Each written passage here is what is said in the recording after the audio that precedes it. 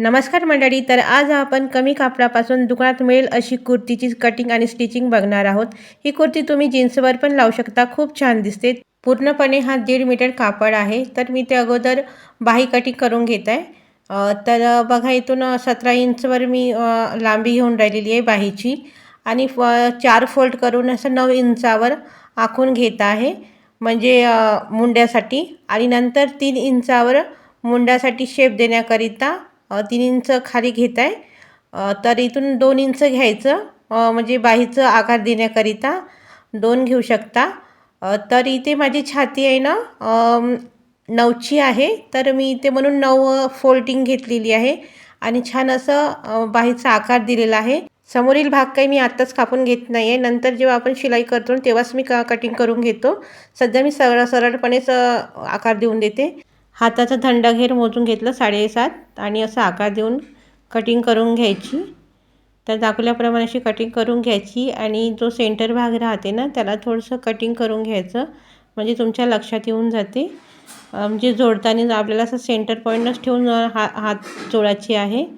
जरी लक्षात न राहिलं तर थोडीशी चॉकनी थोडं असं रेष करून ठेवून द्यायची, म्हणजे सहज ओळखता येते. तर इथे आता कुर्ती कटिंग करून घेऊ आपण.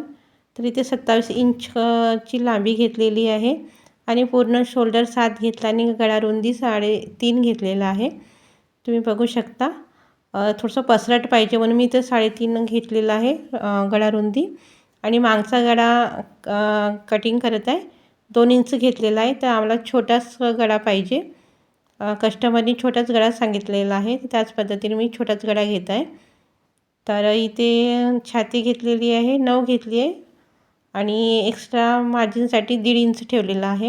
आणि गळ्याला असा गोल आकार द्यायचा आणि मुंड्याला पण आकार द्यायचा आहे 1.5 इंचावर. तर बघा या पद्धतीने गळ्याला आकार देऊन द्यायचा आहे. आणि फिटिंगसाठी आपल्याला 14 इंचावर मार्जिन करून घ्यायची आहे. आणि बघा इथे जी आपली परमनंट छाती आहे त्याचं मेजरमेंट घ्यायचं आहे. तर इथे मी 9 घेतलं होतं छाती आणि कंबर आहे 8 आणि हिप साईज आहे 18.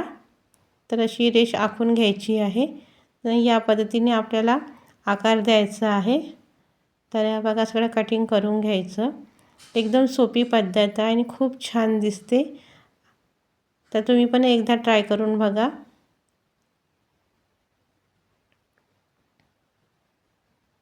तर आता मी हे मागचा भाग गळ्याचं कटिंग आकारलं होतं. आता समोरचं फ्रंटचं गळा आपण कटिंग करून घेऊ. दोन्ही पार्ट बाजूला करून मी बॅक साईड कटिंग करून घेतला आहे. आता फ्रंट साईडचा गळा मेजरमेंट करू. अगोदर 4 इंचावर मेजरमेंट घेतलं, नंतर 3 इंचावर घेतलं. 3 इंचावर छान असं गोल आकार दिला आणि खालून थोडा 1 पॉईंट वाढवलं. तर बघू शकता व्ही शेप थोडा दिली खालतून, म्हणजे छान असं गळा येते. तो जर तुम्हाला मोठा साईज पाहिजे असेल गळ्याचा तर तुम्ही वाढवू शकता. 4 घेऊ शकता किंवा 5 घेऊ शकता. तर कस्टमरनी छोटाच सांगितलं म्हणून मी छोटाच केलं. नंतर अशी प्लेट करून घ्यायची.